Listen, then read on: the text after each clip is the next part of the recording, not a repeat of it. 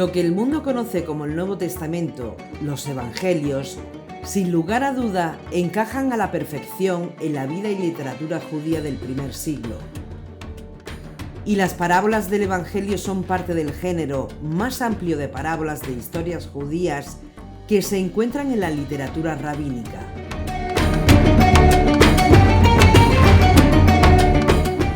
Las parábolas jugaron un papel destacado en la literatura judía posterior, como en las tradiciones rabínicas, donde los rabinos del primer siglo las usaban para predicar e interpretar las Escrituras, además de ser una orientación para la vida diaria.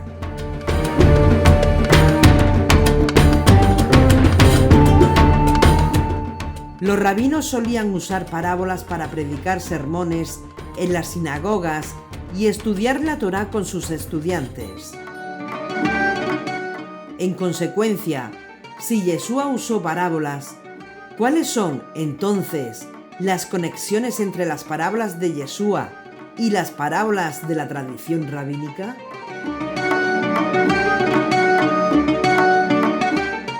Porque si comparten composición y tienen muchas similitudes, las parábolas rabínicas podrán arrojar luz sobre las parábolas de Yeshua.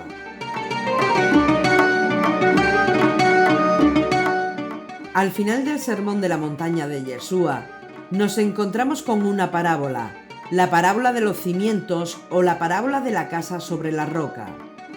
Y para cimentar bien este estudio, vamos a ver dónde se encuentra y qué dice esta parábola de Yeshua.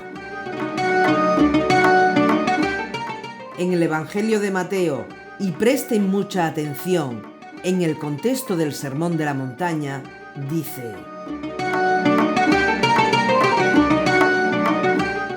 Así pues, todo el que oiga estas palabras mías y las ponga en práctica, será como el hombre prudente que edificó su casa sobre roca.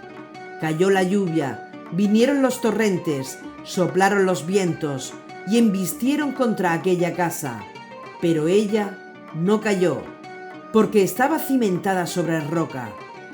Y todo el que oiga estas palabras mías y no las ponga en práctica, será como el hombre insensato que edificó su casa sobre arena.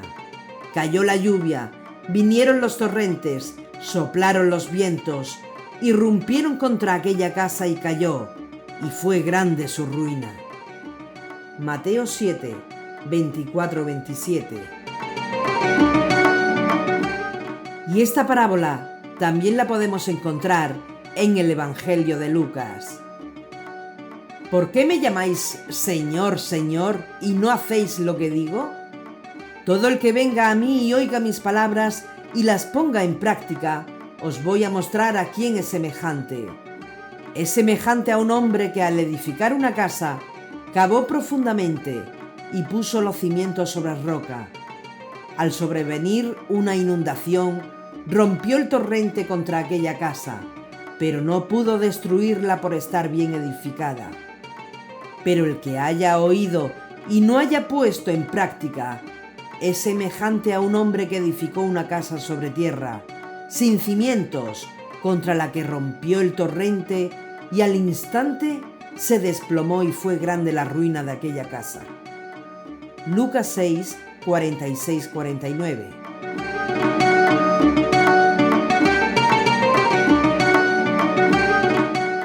Ríos de tinta se han escrito sobre esta parábola. ¿Pero qué significa realmente esta parábola de Yeshua?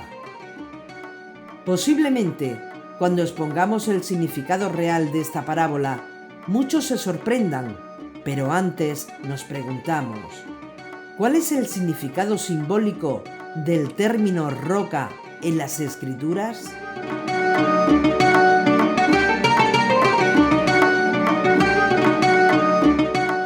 Las palabras roca y piedra, que se refieren a los elementos principales de los cimientos antiguos, se utilizan en las Escrituras como metáforas que significan fuerza, firmeza y durabilidad.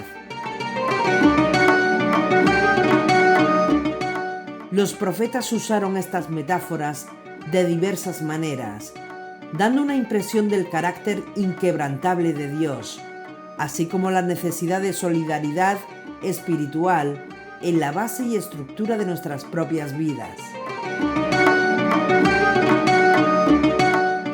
Al observar las declaraciones de los profetas, podemos ver cuán significativos son estos símbolos.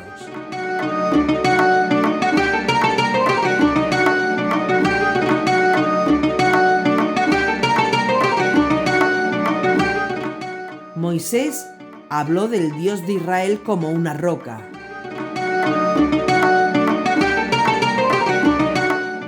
Porque voy a aclamar el nombre de Adonai. Ensalzad a nuestro Dios. Él es la roca, su obra es consumada, pues todos sus caminos son justicia. Es Dios de la lealtad, no de perfidia, es justo y recto. Deuteronomio 32, 3, 4. David escribió, dijo, Adonai, mi roca y mi baluarte, mi liberador, mi Dios, la peña en que me amparo, mi escudo y fuerza de mi salvación, mi ciudadela y mi refugio, mi salvador que me salva de la violencia. Segunda de Samuel 22, 2, 3.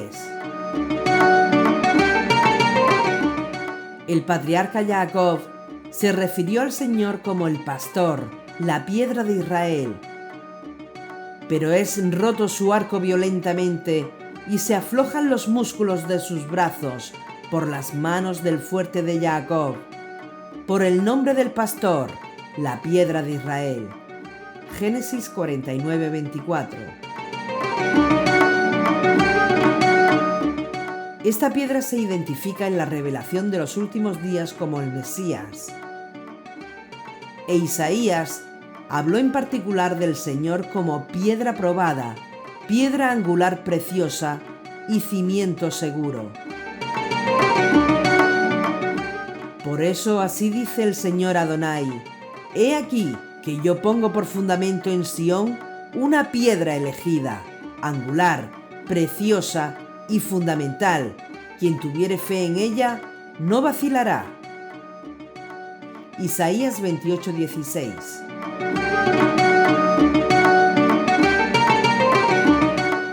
Pablo explicó que los hijos de Israel, bajo el liderazgo de Moisés, y todos bebieron la misma bebida espiritual, pues bebían de la roca espiritual que les seguía, y la roca era Mesías. Primera de Corintios 10, 4. Y Pablo explicó que los santos fieles pertenecen a la casa de Dios. Edificados sobre el cimiento de los apóstoles y profetas, siendo la piedra angular Mesías mismo, en quien toda edificación bien trabada se eleva hasta formar un templo santo en el Señor, en quien también vosotros estáis siendo juntamente edificados, hasta ser morada de Dios en el Espíritu. Efesios 2, 20-22. Los profetas habían revelado que el Mesías sería rechazado por el mundo y declararon que, aún así, Él es el único camino a la salvación. Por eso está escrito: la piedra que los constructores desecharon en piedra angular se ha convertido. Esta ha sido la obra de Adonai, una maravilla a nuestros ojos. Salmos 118, 22-23. Y por eso Yeshua le dijo a los gobernantes: Él era esa piedra, y añadió: ¿no habéis leído nunca en las Escrituras la piedra que los constructores desecharon en piedra angular se ha convertido? ¿Fue el Señor quien hizo esto y es maravilloso a nuestros ojos? Por eso os digo, se os quitará el reino de Dios para dárselo a un pueblo que rinda sus frutos. Los sumos sacerdotes y los fariseos, al oír sus parábolas, comprendieron que estaba refiriéndose a ellos, y trataban de detenerle, pero tuvieron miedo a la gente porque le tenían por profeta. Mateo 21, 42-45. Y Pedro, declarando al pueblo que Yeshua había resucitado de entre los muertos, dijo: «Para vosotros, pues, creyentes, el honor, pero para los incrédulos, la piedra que los constructores desecharon, en piedra angular se ha convertido, en piedra de tropiezo y roca de escándalo. Tropiezan en ella porque no creen en la palabra. Para esto han sido destinados». Primera de Pedro 2, 7, 8.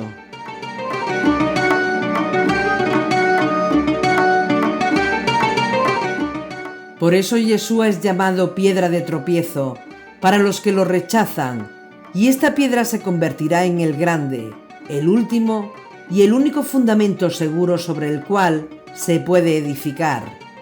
Yeshua no solo es una roca, sino que su palabra también se compara con una roca, un fundamento seguro. Por tanto, la parábola de los cimientos o la parábola de la casa sobre la roca de Yeshua, aún teniendo un significado claro, encaja perfectamente en el contexto de la vida y la literatura judía del Segundo Templo.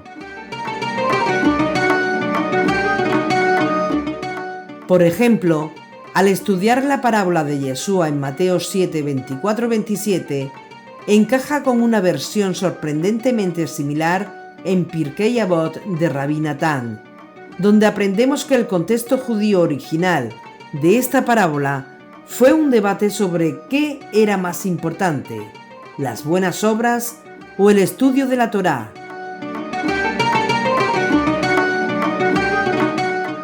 En la versión de Avot de Rabbi Natán, el hombre que construye su casa sobre una roca tiene buenas obras y estudia mucha Torá, mientras que el hombre que usa ladrillos de barro para sus cimientos es uno que estudia mucha Torá, pero no tiene buenas obras. Así pues, cuando Yeshua dijo: «Así pues, todo el que oiga estas palabras mías y las ponga en práctica», Mateo 7, 24, es decir, quien oiga lo que digo y lo hace, vemos que Yeshua está equiparando sus palabras con la Torá y aplicándoles el mismo estándar que se aplicó a la Torá, pues él enseñaba Torá, pero no es suficiente escuchar lo que dijo Yeshua, sino que debes ponerlo en práctica.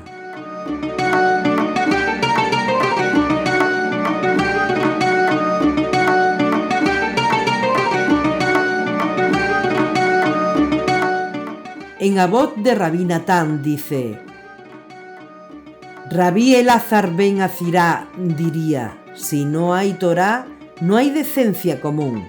Si no hay una decencia común, no hay Torá. También diría: una persona que ha hecho buenas obras y ha aprendido mucho Torá, ¿cómo es? Como un árbol que está cerca del agua, cuyas ramas son pequeñas, pero cuyas raíces son tan fuertes que incluso si los 4 vientos del mundo vinieran y soplaran sobre él, no podría ser movido de su lugar, como dice Salmos 1:3. Es como un árbol plantado junto a corrientes de agua, pero una persona que no ha hecho buenas obras y no estudia Torá, ¿cómo es? Como un árbol que está en el desierto, con ramitas y raíces pequeñas, y cuando viene un viento y lo golpea, lo arranca y lo voltea sobre su copa, como dice Jeremías 17:6. Sé como una zarza en el desierto. Avot de Rabbi Natán 22:1-2.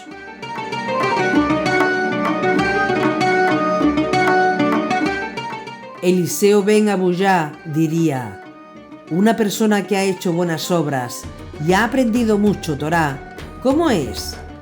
Como una persona que construye colocando piedras primero y luego colocando ladrillos encima. Incluso si llega una inundación, el edificio se mantendrá firme y no será arrastrado de su lugar. Y una persona que no ha hecho buenas obras pero ha aprendido Torá, ¿cómo es? Como una persona que construye colocando los ladrillos primero y luego las piedras encima. Incluso si sale un poco de agua, derribaría el edificio de inmediato. También decía: Una persona que ha hecho buenas obras y ha aprendido mucho Torá, ¿cómo es? Como ladrillos revestidos de yeso. Incluso si caen sobre ellos fuertes lluvias, no se moverán de su lugar. Una persona que no ha hecho buenas obras, pero ha aprendido mucho Torá, es como ladrillos cubiertos de yeso. Incluso si caen sobre ellos lluvias ligeras, se desmoronan de inmediato. Avot de Rabbi Natán 24, 1-3. Estos son unos buenos ejemplos de cómo la literatura judía antigua puede ayudarnos a comprender mejor los evangelios. Y leyendo a la luz de la parábola paralela, vemos que Yeshua está en la misma línea que otros rabinos. Es decir, no es suficiente escuchar Torá, debes ponerla en práctica.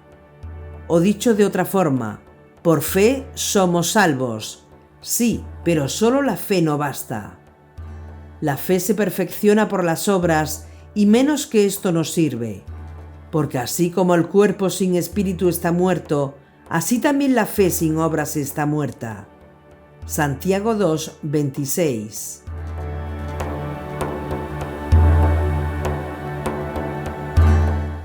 También diría, una persona que ha hecho buenas obras y ha aprendido mucho Torá es como una taza con una base plana. Cuando uno lo deja, incluso si se cae, no se derramará todo su contenido. Una persona que no ha hecho buenas obras, pero ha aprendido mucho Torá, es como una taza sin base plana. Cuando uno lo deja, inmediatamente se cae de lado y todo su contenido se derrama. También diría, una persona que ha hecho buenas obras y ha aprendido mucho Torá es como un caballo que tiene un equipo fino. Una persona que no ha hecho buenas obras, pero ha aprendido mucho Torá, es como un caballo sin bridas para sujetarlo. Cuando una persona quiere montar el caballo, lo arroja en un instante.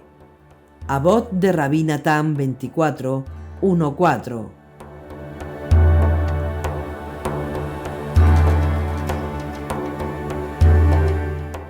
La comprensión de los evangelios como literatura judía antigua cubre mucho más puntos de contacto entre los evangelios y la literatura judía primitiva, así como un contexto adicional para los evangelios extraídos de la arqueología, la geografía y la historia política.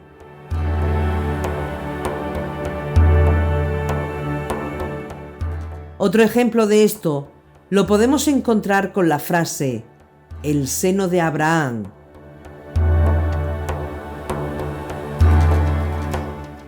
En el Nuevo Testamento la expresión el seno de Abraham se encuentra solo en 2 versículos del Evangelio según Lucas 16, 22, 23. Aparece la parábola del hombre rico y Lázaro, cuyo lenguaje figurado claramente se extrae de las representaciones populares del mundo invisible, de los muertos, que eran corrientes en la época de Yeshua. La parábola del rico y Lázaro dice: era un hombre rico que vestía de púrpura y lino, y celebraba todos los días espléndidas fiestas.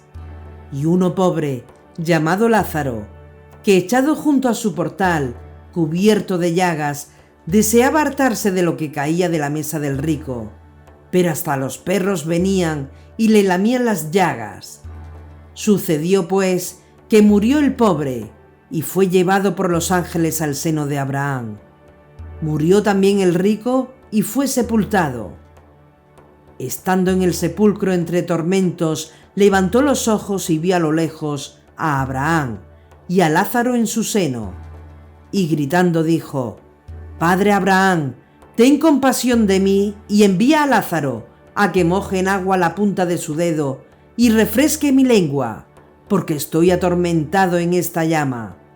Pero Abraham le dijo: Hijo, recuerda que recibiste tus bienes durante tu vida, y Lázaro, al contrario, sus males.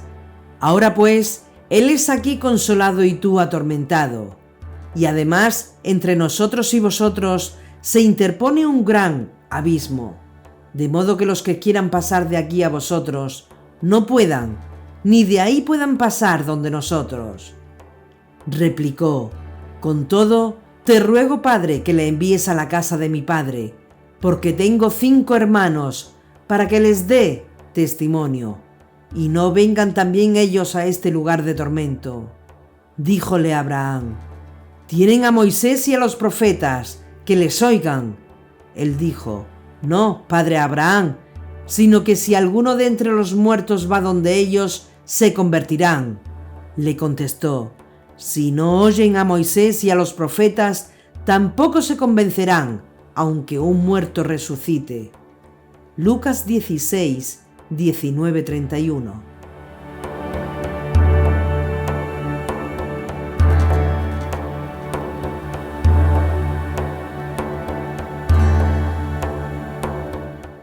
Según las concepciones judías de esa época, las almas de los muertos se reunían en un lugar de espera general. Sin embargo, existía entre ellos una separación local, según sus actos durante su vida mortal. En el mundo invisible de los muertos, las almas de los justos ocupaban una morada o compartimiento propio que estaba claramente separado por un muro o un abismo de la morada o compartimento al que eran enviadas las almas de los réprobos. Esta última era un lugar de tormentos habitualmente llamado Gehenna. La otra, un lugar de felicidad y seguridad conocido bajo los nombres de paraíso.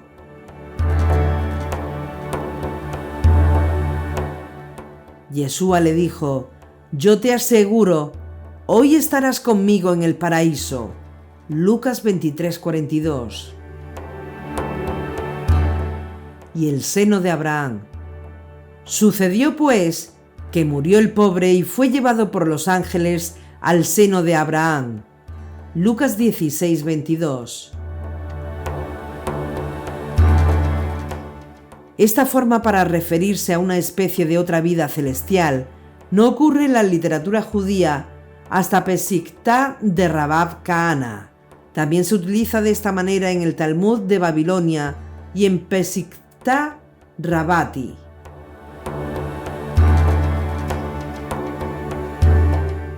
Hay una ciudad en Babilonia llamada Adra de Agma, en la que Ada Ahava está sentado hoy en el seno de Abraham. Está siendo circunscrito. Ein Jacob Kiddushin 4:14.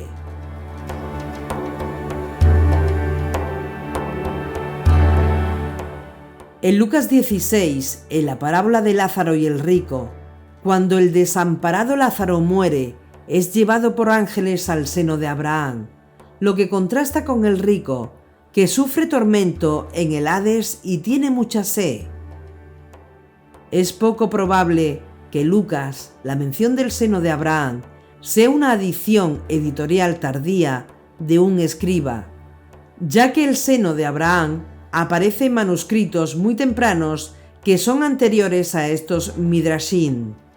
Por tanto, el Evangelio de Lucas nos permite fechar este concepto del seno de Abraham en el periodo del Segundo Templo, en oposición al siglo VII. Y los dos se acostaron juntos en una cama, y Jacob durmió en el seno de Abraham, el padre de su padre. Libro de los Jubileos, 22:35.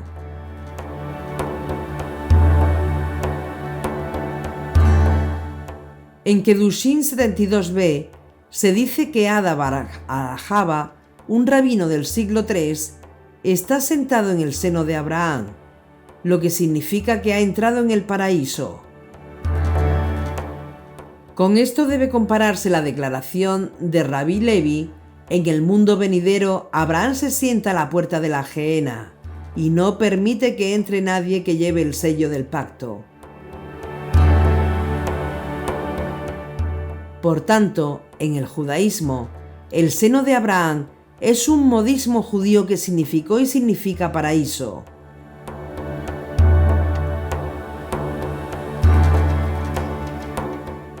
Es difícil exagerar la influencia de la literatura intertestamental noédica para los judíos y luego para los cristianos del primer siglo. En general, muchos eruditos del Nuevo Testamento, a lo largo de los años, han descuidado la evaluación adecuada no sólo de los 3 siglos de cultura helenística en los que la cultura judía se había empapado en la época de Yeshua y los apóstoles, sino también la profunda importancia para los primeros tiempos.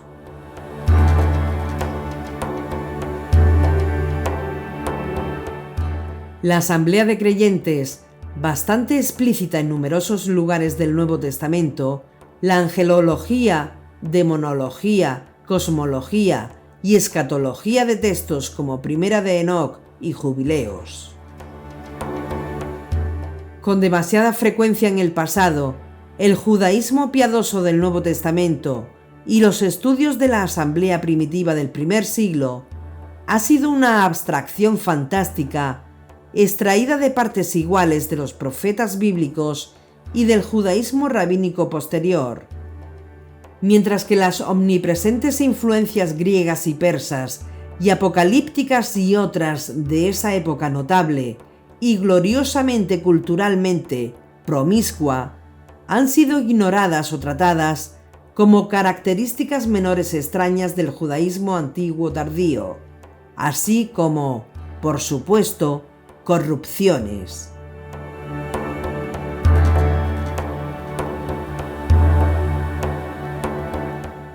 Sin embargo, nadie que sepa cuán entremezcladas estaban realmente las culturas del mundo helenístico debería sorprenderse por la sugerencia de que la imagen de Lucas del reino de los muertos, el seno de Abraham, se parece mucho a la que era, en su época, común a todos los judíos y de algunas culturas mediterráneas.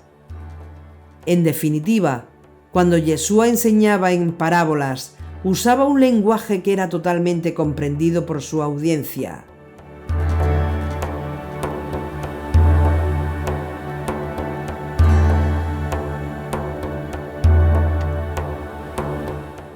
Las parábolas jugaron un papel destacado en la literatura judía posterior, como en las tradiciones rabínicas, donde los rabinos las usaban para predicar, interpretar la escritura y tener una orientación para la vida diaria.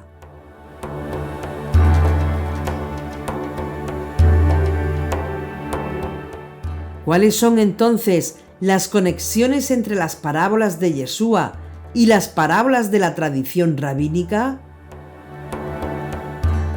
Porque como sin duda comparten composición y similitudes, las parábolas rabínicas nos pueden iluminar las parábolas de Yeshua.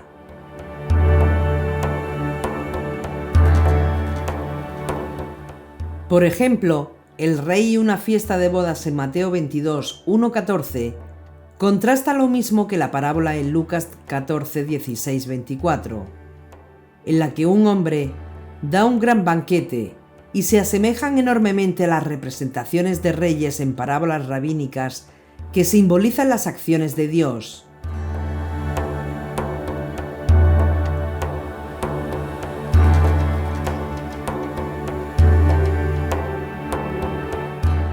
Existen otras similitudes entre las parábolas rabínicas y parábolas de Yeshua, como elementos de dicción formulaica, temas convencionales y motivos estereotipados.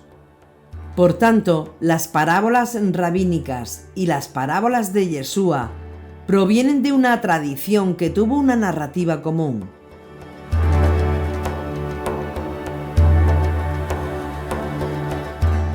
Además, las parábolas tienen afinidades con las fábulas de Esopo, aunque sin duda alguna, las parábolas fueron un desarrollo dentro de Judea.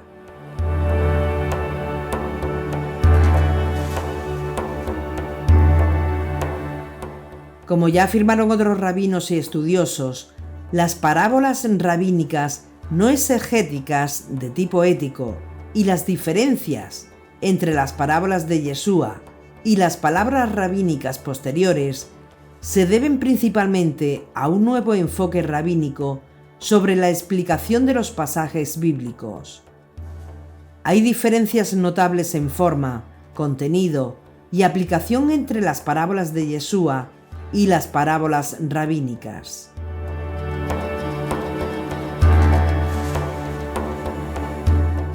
En primer lugar, las parábolas de Yeshua en los Evangelios son significativamente anteriores a las parábolas de la literatura rabínica, porque debemos recordar que las enseñanzas orales de los maestros no debían ser escritas.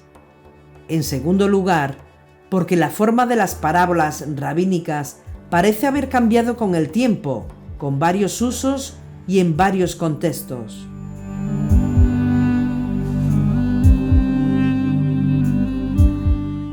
Cualquiera que sea su uso inicial, las parábolas rabínicas en época de Yeshua sirvieron y sirven principalmente como un medio para la interpretación de las Escrituras y asumen una forma más estandarizada con características estereotipadas. Además, las parábolas rabínicas tienden a exceder las parábolas del Evangelio en el grado de su interpretación explícita. Muchos eruditos cristianos sostienen que las parábolas rabínicas, en contraste con muchas parábolas de Yeshua, tienden a reforzar la sabiduría convencional o las normas sociales de varios rabinos y sus comunidades. Sin embargo, una lectura más atenta indica que algunas parábolas rabínicas critican a la sociedad de una manera similar de las críticas sociales de las parábolas de Yeshua. Es decir, Yeshua estuvo de acuerdo con muchas enseñanzas similares de otros maestros de su época. Aunque después el cristianismo posterior, en sus contextos evangélicos, las parábolas de Yeshua entraron en camino de domesticación, es decir, le dieron la vuelta a su significado para no aparentar nada judío y comenzaron a reforzar la sabiduría convencional o las normas sociales de las primeras comunidades cristianas.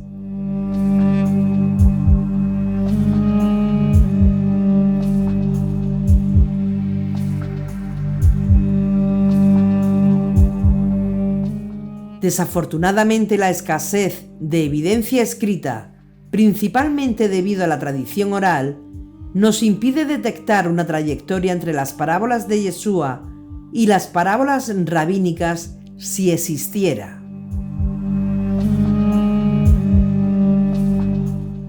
Así como es difícil recuperar las palabras originales de Yeshua en los Evangelios, es difícil recuperar los dichos originales de los rabinos en la literatura rabínica. Por estas razones, no debemos enfatizar demasiado las similitudes o minimizar las diferencias entre las parábolas del Evangelio y las parábolas rabínicas. Porque todo surgió de un mismo pueblo, el pueblo judío. Yeshua y los rabinos de antaño crearon estas ilustraciones y sus historias se conocieron como parábolas. Los maestros judíos parece que desarrollaron la forma clásica de la parábola a partir de su herencia religiosa y experiencia cultural. Este método de enseñanza se desarrolló primero y luego el término parábola, mashal o parábola, se utilizó para describir las ilustraciones de la historia que resultó.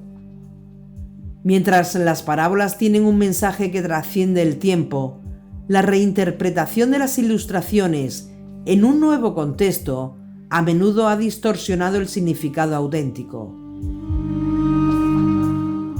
La cultura judía de Yeshua y su devoción a la Torá abren para nosotros gran parte del significado más profundo de las parábolas. ¿Por qué? Porque el judaísmo antiguo es el telón de fondo de Yeshua y sus parábolas.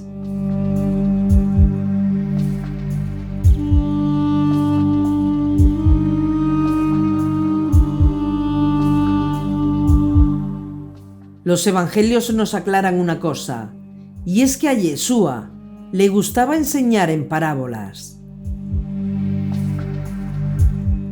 Además, las historias de Dios y las personas que Yeshua usó para ilustrar su mensaje requería una decisión de todos los que le escuchaban. Por tanto, las parábolas son obras del arte y la disciplina de la comunicación.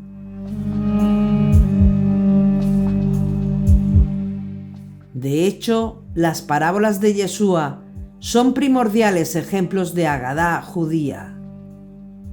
En primer lugar, tanto las parábolas de Yeshua como las parábolas de los rabinos deben ser estudiados como Agadá judía.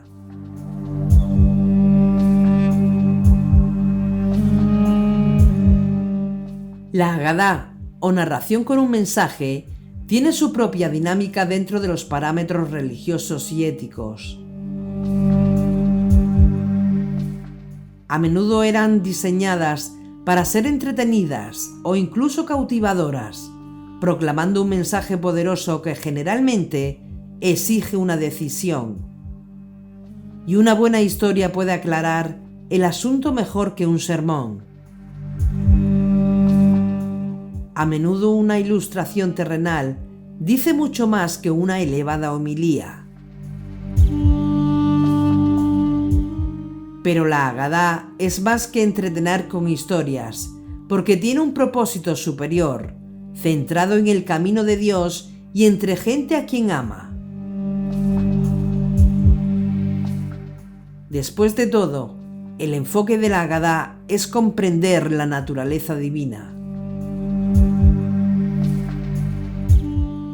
Aquel que busca conocer a Dios debe escuchar las historias de la Agadá y aprender su mensaje.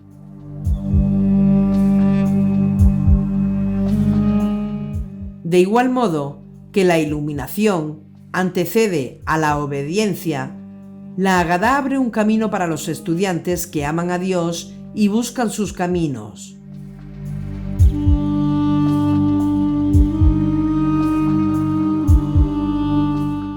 Por supuesto, la Agadá abarca un género mucho más amplio de literatura judía que las parábolas.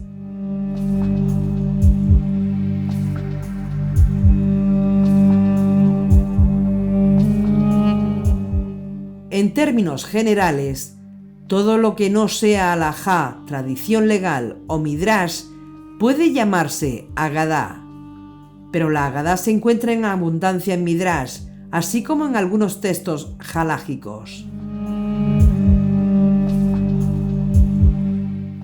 Podríamos decir que la Agadá, la instrucción o narración con mensaje, tendió un puente brecha entre la gente común y los altamente educados.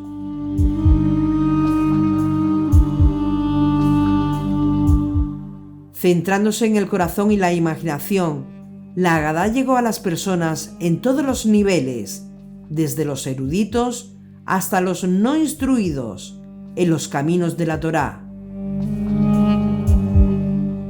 Y por eso, la Agadá era la forma preferida de Yeshua para enseñar.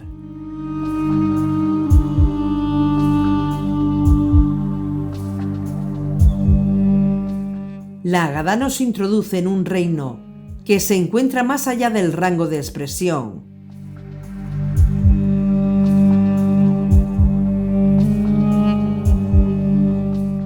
La halajá nos enseña cómo participar en lo eterno. La halajá da conocimiento y la Agadá nos da la aspiración. La halajá nos da las normas de acción. La Agadá, la visión del fin de la vida.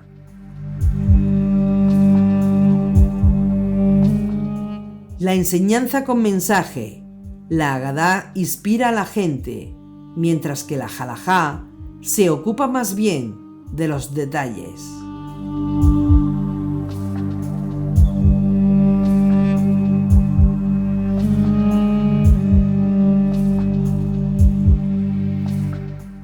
Ambas disciplinas de estudio tienen roles importantes, pero la Agadá captura el corazón a través de la imaginación. Se extiende y se apodera de lo espiritual y de las cualidades del corazón humano. Y también revela la presencia de Dios en la experiencia personal. El mundo de la Agadá, a menudo, se elevaba por encima de lo normal, porque expone el amor de Dios de una manera significativa, tanto a los más eruditos como a la gente común. Un buen ejemplo de Agadá se encuentra en la historia del encuentro de Rabí Eleazar con un hombre extremadamente feo.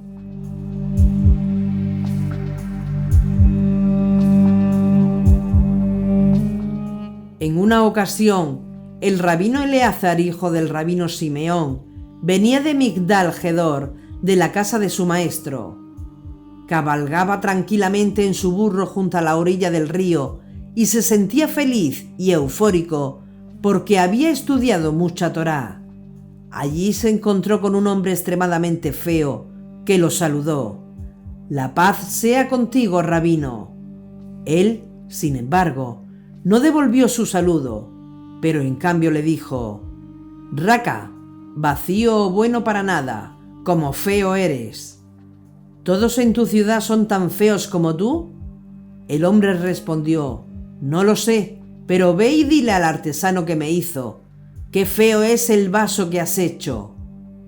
Cuando el rabí Eleazar se dio cuenta de que había pecado, desmontó del burro y se postró ante el hombre y dijo a él: «Me someto a ti, perdóname». Talmud Babli, Ta'anit 20a. Babli Avot, Rabí Natán, versión A, capítulo 41.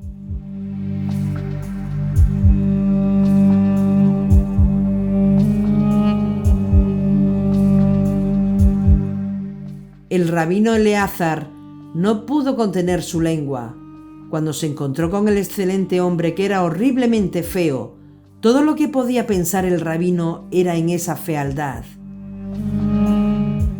Cuando hizo su agudo insulto, no pudo ver a esa persona como creada a la imagen de Dios. El hombre feo, por otro lado, tal vez debido a la experiencia de la vida, había llegado a comprender el significado más profundo de la historia de la creación. Cada ser humano, atractivo o no, feo o guapo, tiene la imagen divina superpuesta del Creador. Cada persona está diseñada de acuerdo con el plan del diseñador maestro.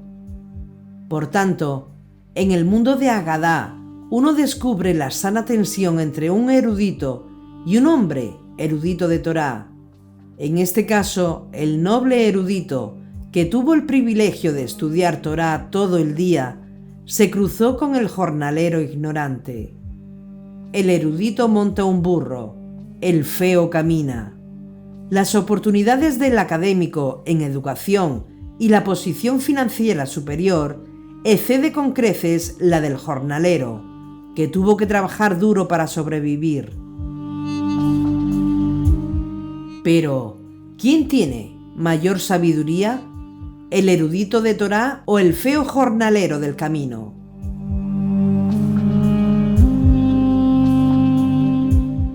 El incidente descrito enseña más sobre el amor de otros que son creados a la imagen divina que las exhortaciones desde los púlpitos de las iglesias o sinagogas.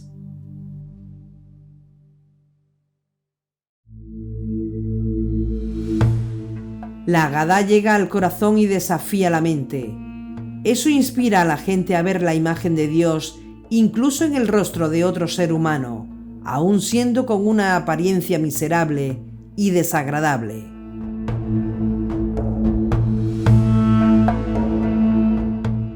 el intelecto capta el significado del texto bíblico, pero la Agadá penetra en el corazón con el mensaje de que todo ser humano ha sido creado a imagen de Dios.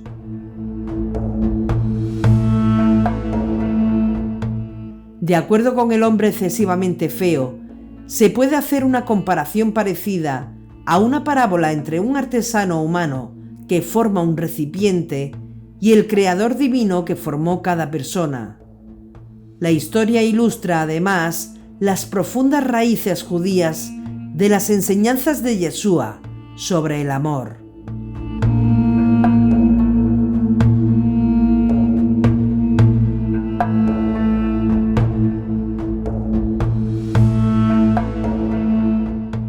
Como Yeshua, muchas corrientes de pensamiento en la antigüedad en el judaísmo hicieron hincapié en amar a los marginados.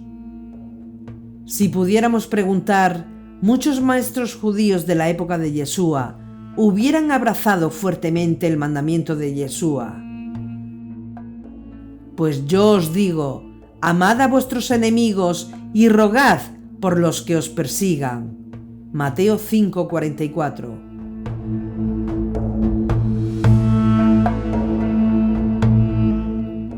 En el judaísmo, la Agadá inspira a tener estima por los demás, al proclamar recordar a Dios y a cada persona creada a su imagen.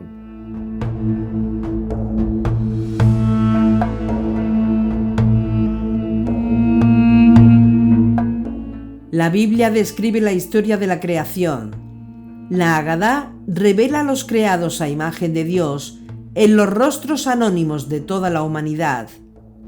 Además, cualquiera que mate a otro ha asesinado a todo un mundo y disminuyó la imagen divina. Causando que un alma de Israel perezca, advierten los rabinos, es como aniquilar a toda una nación, como indica Sanedrín 4:5. Un rey terrenal estampa en cada moneda su imagen, y todas las monedas se ven exactamente iguales, no tanto con respecto a Dios mismo.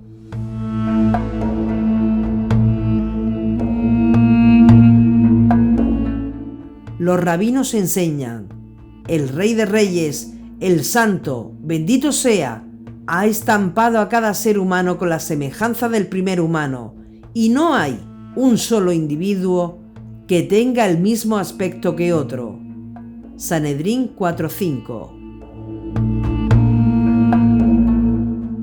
Quizás estos conceptos teológicos sirvan de trasfondo para el dicho de Yeshua. Entonces, dad al César lo que es del César, y a Dios lo que es de Dios. Mateo 22:21.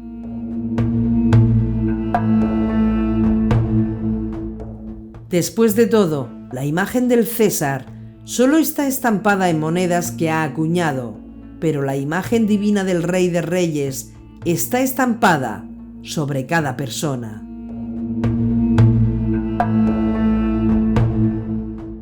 Yeshua estaba llamando a la gente a dar todo por Dios, el creador de todo ser humano. La tradición de las parábolas revela el carácter divino en el mundo físico, y la Agadá ilustra los caminos de Dios. Para los rabinos, todo ser humano es como Dios, debido a la historia de la creación.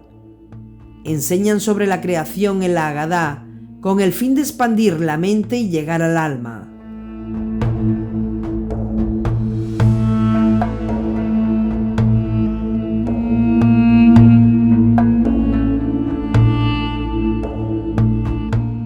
Las parábolas están llenas de semejanza de Dios en un lenguaje metafórico que describe la vida cotidiana, y uno debe estar capacitado para ver la semejanza de Dios en las parábolas. El rabino Meir desarrolla este tema de la fe en una parábola notable, en la que establece una correspondencia directa entre Dios y un ser humano colgado de una cruz. El rabino Meir solía decir: ¿por qué enseñan las Escrituras? Para un ahorcado el hombre es maldito por Dios. Deuteronomio 21:33. El asunto puede compararse con dos hermanos que eran gemelos idénticos. Uno era el rey del mundo entero y el otro salió y se unió a una banda de ladrones. Eventualmente atraparon al que era un ladrón. Lo crucificaron sobre una cruz. Cada uno que pasó exclamó: «Ese que está siendo crucificado se parece al rey». Por lo tanto fue dicho: «porque el ahorcado es maldito de Dios». Sanedrín 9:7.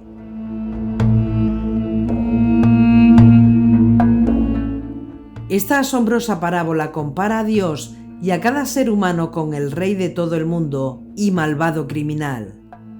El crucificado en esta parábola casi se parece a Yeshua. En gran parte de la teología judeocristiana, solo él es como Dios en el sentido de que podría ser llamado un gemelo idéntico.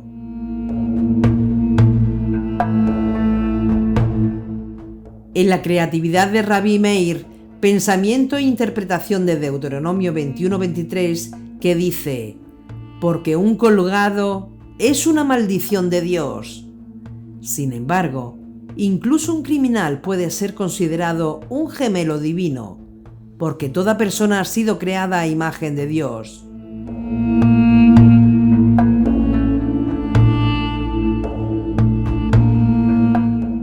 La parábola llama al estudiante a reflexionar con asombro. Un ser humano, incluso alguien bastante malo, fue creado a imagen y semejanza de Dios. A diferencia de Dios, vivir una vida haciendo mal como un ladrón puede ser todavía comparado con el gemelo idéntico de Dios, como vimos en la parábola del Rabí Meir. Como Agadá judía, la parábola revela la naturaleza divina en una sorprendente descripción metafórica basada en experiencia humana. Todas las parábolas caen dentro del ámbito de la Agadá, aunque la Agadá abarca mucho más que parábolas.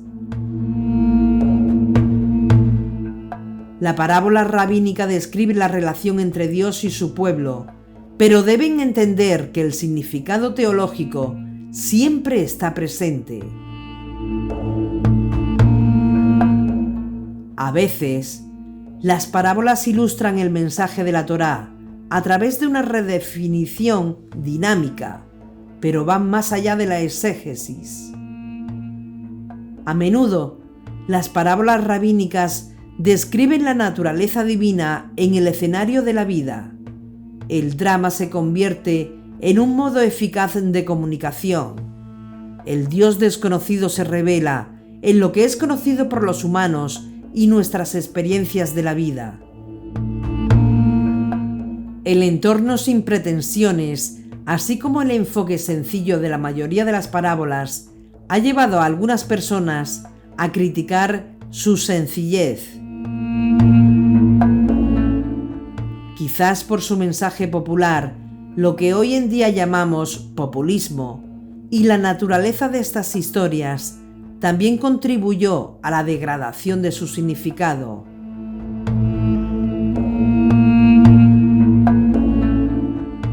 En el Midrash, los rabinos advierten sobre la importancia de las parábolas.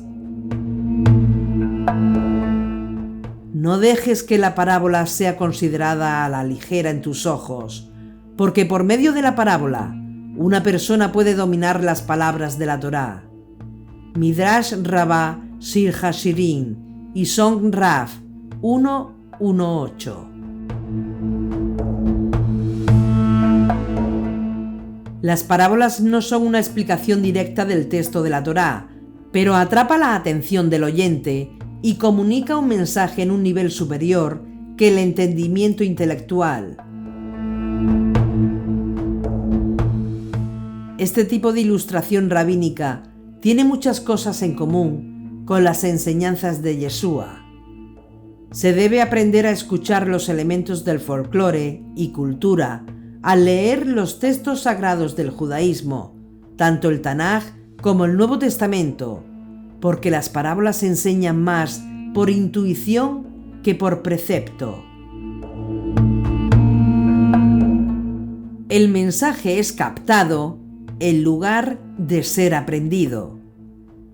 El folclore judío y las primeras parábolas rabínicas despiertan la espiritualidad interior del oyente en lugar de desafiar el intelecto en el reino puramente cognitivo.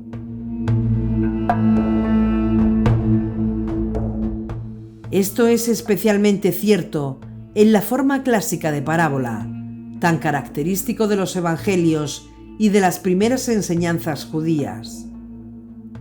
Al menos 6 características fundamentales se descubren en esta forma clásica de la parábola de la historia. Si bien las desviaciones menores de esta forma clásica son bastante comunes, estos 6 componentes eran los bloques de construcción utilizados por populares maestros que ilustraron sus mensajes sobre Dios y las relaciones interpersonales, relaciones a través de parábolas.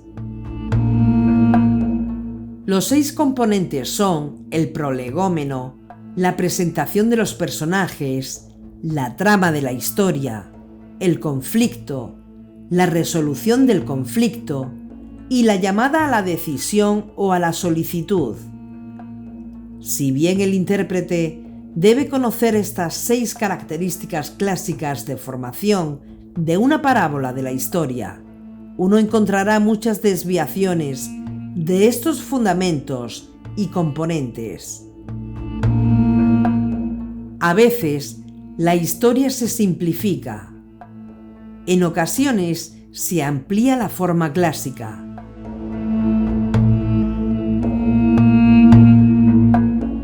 La parábola del hijo pródigo de Yeshua, por ejemplo, introduce una nueva trama y un gran conflicto con el hermano mayor.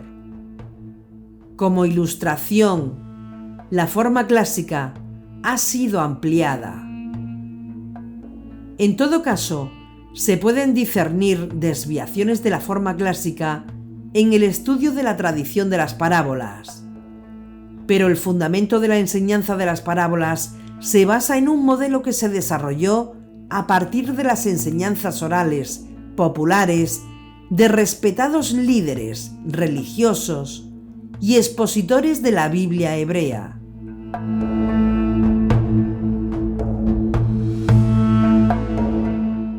Yeshua escuchó este tipo de enseñanza en su juventud, le gustó y por eso enseñó con la misma metodología.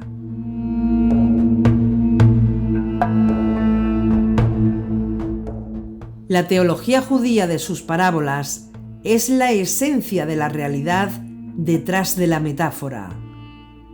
Y haciéndolo así, Yeshua alcanzó el mayor significado de la Torá mientras enseñaba su aplicación práctica.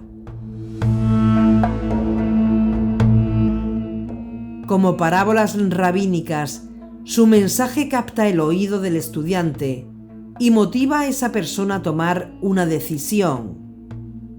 La urgencia del tiempo requiere una acción inmediata. De ahí que las parábolas infundieran nueva vida a la experiencia religiosa de la gente, mostrando la semejanza entre el mundo espiritual y existencia humana.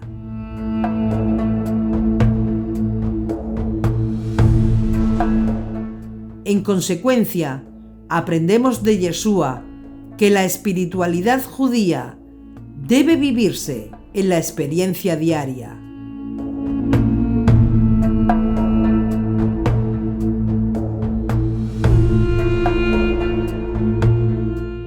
El estudio comparativo de las parábolas rabínicas y del Evangelio, además, revela una identidad fuerte y compartida.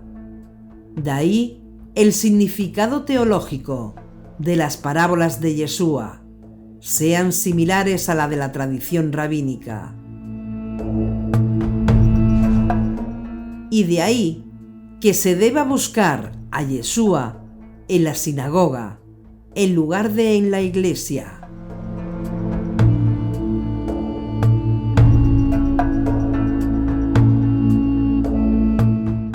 Y de este modo, el discípulo fiel edificará su vida sobre la roca fundamental del Evangelio de Yeshua, en lugar de sobre las arenas movedizas de la sabiduría del hombre, porque la enseñanza de Yeshua venía de la Torá.